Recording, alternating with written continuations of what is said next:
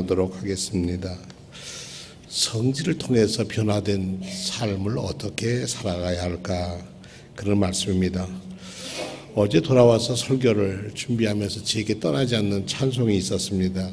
우리 찬송가에는 없어서 우리 교회에서 불러본 찬송입니다만은 우리 연합감리교회에서는 찬송인데 찰스 웨슬레가 작사하고 곡을 붙인 구주 예수 피 흘리심, 이란 찬송을 함께 부르겠습니다. 여러분들 교회에서 불러보셔서 그냥 우리 성가대가 1절을 부르고 2절 간주하고 3, 4절을 함께 부르겠습니다. 부탁합니다.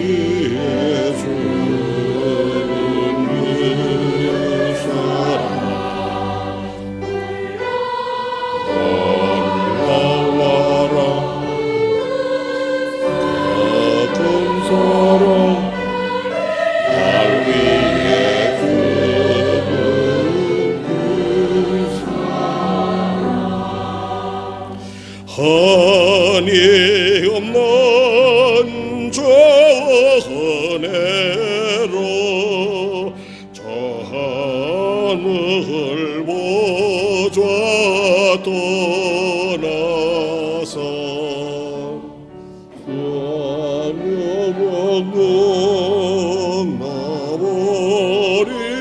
나버리고 날 위에 보혈 흘렸네. 날 찾으사 구원하시 그 자비하리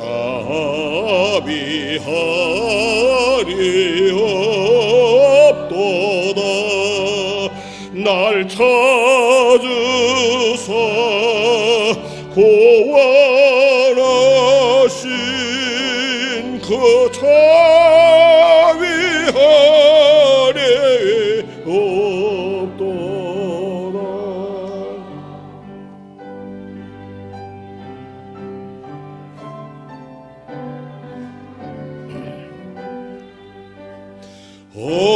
어둠과 죄 날 가두어 내 영혼 묶여 있을 때 주님의 빛 날 깨워서 주왕의 빛 주셨도다. 모든 결박 다 벗기니 일어나 주를 맞으네. 모든 결박 다 벗기니 일어나 주를 따르네. 예수 나의 주 되시니 내 마음에 두려움 없도다. 공의의 옷 나 입고서 주 안에 항상 세상 살리라. 주 보좌로 나도 걸어가 멸류관 받아 쓰겠네. 주 보좌로 나도 걸어가 멸류관 받아 쓰겠네.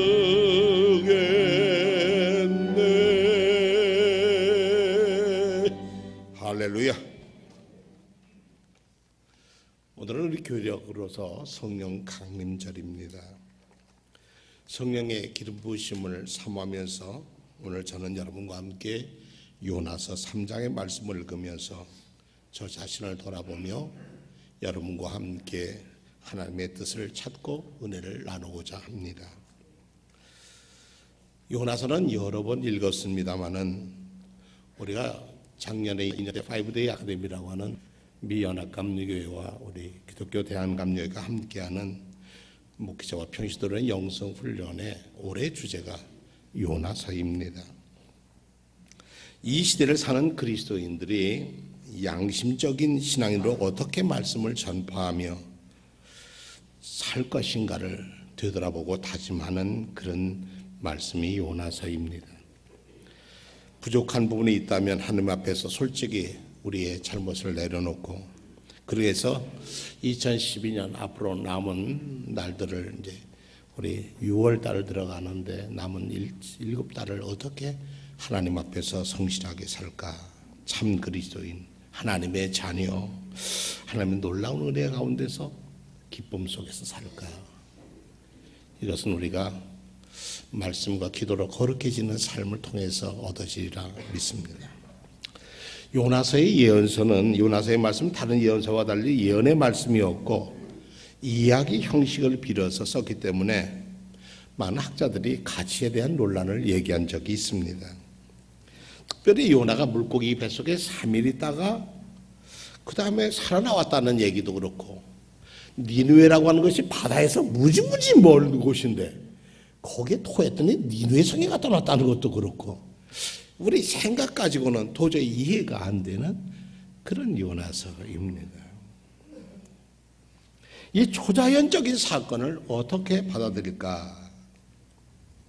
그런데 가만히 생각해 보면 하나님의 가장 놀라운 초자연적인 사건은 죄와 사망으로 갈 수 없는 저 자신을 하나님의 자녀로 삼으셨다는 게 놀라운 기적의 사건인 줄로 믿습니다. 주께서 우리 위해서 피 흘리셨다는 거, 이것을 믿는 것이야말로 그거래. 요나가 물고기 뱃속에서 3일 있다가 나왔다고 하는 얘기는 별로 그렇게 그것에 비하면 다를 바가 없습니다. 많은 학자들이 요나서를 공부합니다마는 요나서는 구약 성경에서 선교에 대한 기본적인 태도를 만들어 놓은 책이 요나서라 이렇게 얘기합니다. 그러니까 우리가 하나님이 파송한 해외 선교사로서 첫 번 파송한 사람이 요나였다고 하는 사람입니다. 요나라고 하는 말은 나의 비둘기라고 하는 말인데, 여러분들 비둘기라는 말 아시죠? 비둘기는 사명을 전하는 그런, 옛날에는 그런 메신저의 역할을 했다고 합니다. 자, 오늘 3장에는 하나님의 말씀이 아비떼 아들 요나에게 두 번째로 임하셨다. 두 번째. 첫 번에 온 게 아니라 두 번째로 임하셨다. 너는 어서 큰 성읍으로 가서 그 성읍에 대고 외쳐라. 그들의 죄악이 내 앞에 다다랐는데 회개하지 않으면 이 성이 무너진다 하는 두 번째 말씀이에요. 그런데 1장에도 그 사명을 줄 때도 큰 성읍 니느웨로 가서 그 성읍을 대고 외쳐라. 그들의 죄악이 내 앞에 이르렀는데 회개하지 않으면 이 성을 멸하겠다. 근데 요나는 주님의 낯을 피해서 사명을 피하고 스페인으로 도망가려고 했다는 거죠. 마침내 아주 때가 맞도록 스페인으로 가는 배가 있어서 그 배를 타고 스페인으로 가는 도중에 하나님께서 그 발걸음을 붙들으셔서 다시 니느웨로 보내셨다. 그런 얘기입니다. 자, 니느웨라고 하는 곳은 지금 이라크 수도 바그다드에서 북쪽으로 한 400km 떨어진 곳에 있는 도성입니다. 내륙에 있는 도시예요.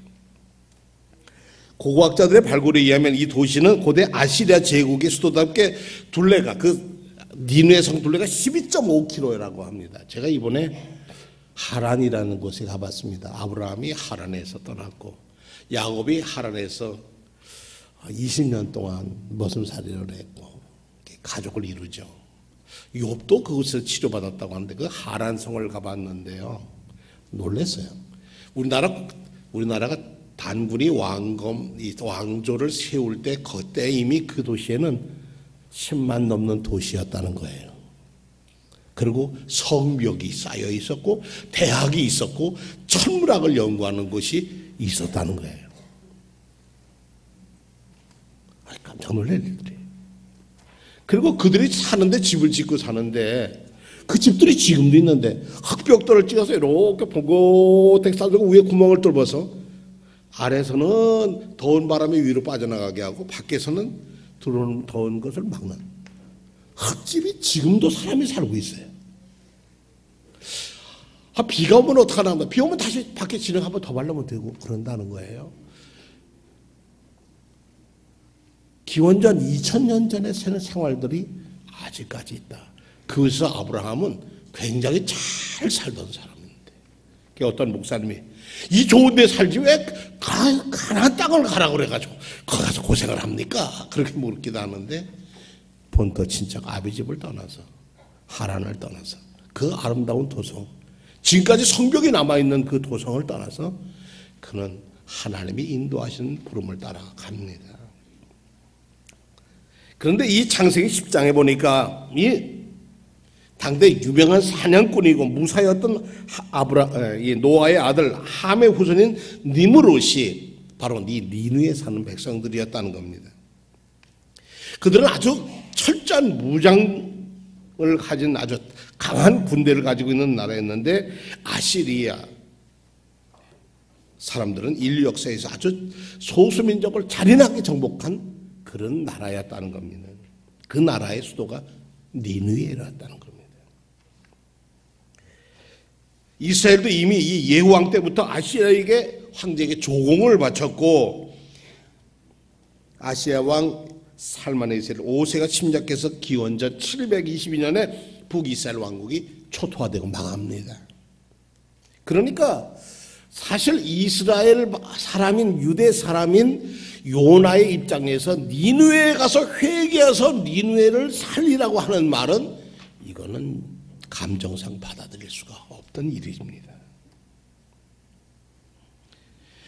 끊임없이 조공을 바치면서 아주 잔인하게 통치한 그 나라가 이제 위기가 왔으니 회개하라고 가서 선하라고 한다는 거 하나님이 좀 이상하지 않나.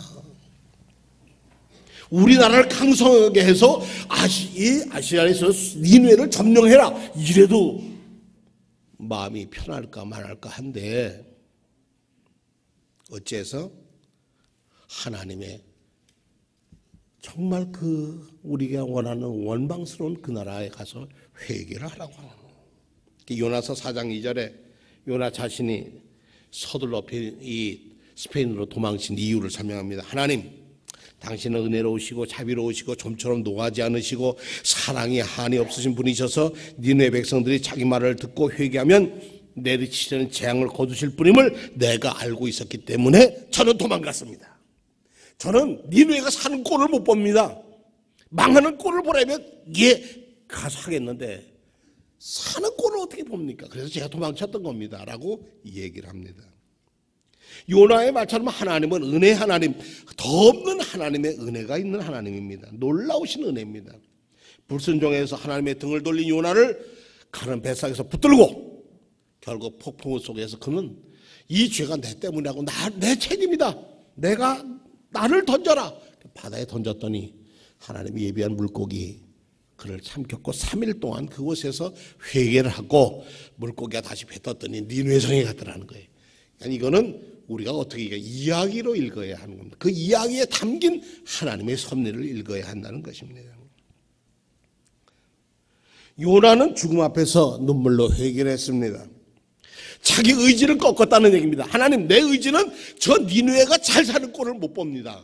우리의 원수 아닙니까? 그런데 하나님은 그 원수를 사랑하는 것을 내가 해야 한다. 내 의지를 꺾고 그들에게 순종해야 한다는 것을 가르칩니다. 그래서 이 요나서의 그 결론은 이런 결론입니다. 따라합시다. 구원은 오직 하나님께서 온다. 인간의 생각과 다르다는 겁니다. 그리고서 제가 요즘 매일 새벽마다 설교하고 있는 육으로 사는 사람, 영적으로 사는 사람을 찾는데 로마서 8장 3절을 보니까 이런 말씀이 나오는 거예요. 율법이 육신으로 말미암아 연약하여 할 수 없는 것을 하나님은 하시나니 곧 죄로 말미암아 자기 아들을 죄에 있는 세상 육신의 모양으로 보내어 육신의 죄를 정하사 육신을 따르지 않고 그 영을 따라 행하는 우리에게 율법의 요구가 이루어지게 하려 하심이라. 육신을 따르는 자는 육신의 일을, 영을 따르는 자는 영의 생각을 하나니 육신의 생각은 사망이요 영의 생각은 생명과 평안이라.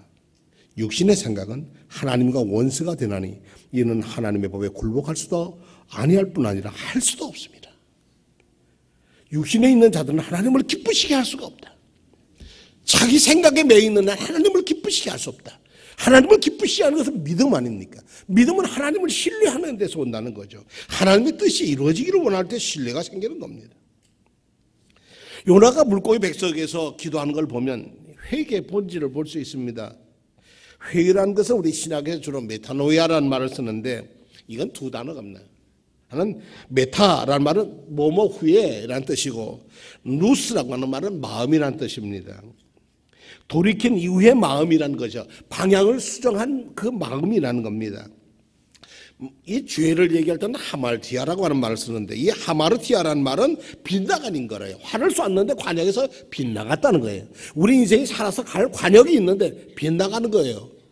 히브리서에 보니까 믿음의 주여 또 온전케 하신 이 예수를 바라보자. 그런데 예수님을 바라보면서 빗나가는 것이 죄라는 겁니다. 그런데 회개라는 건 뭐냐면은 하나님이 원하시는 방향으로 돌아서는 거예요. 우리 생각과 사상을, 우리 삶을 돌이키는 거예요.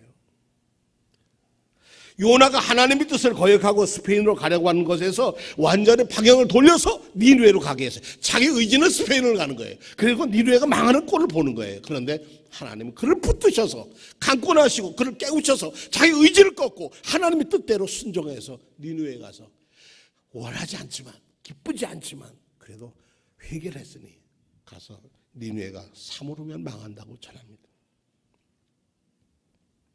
요나가 스스로 잘못한 것을 깨닫고 돌이켰습니다. 아니에요.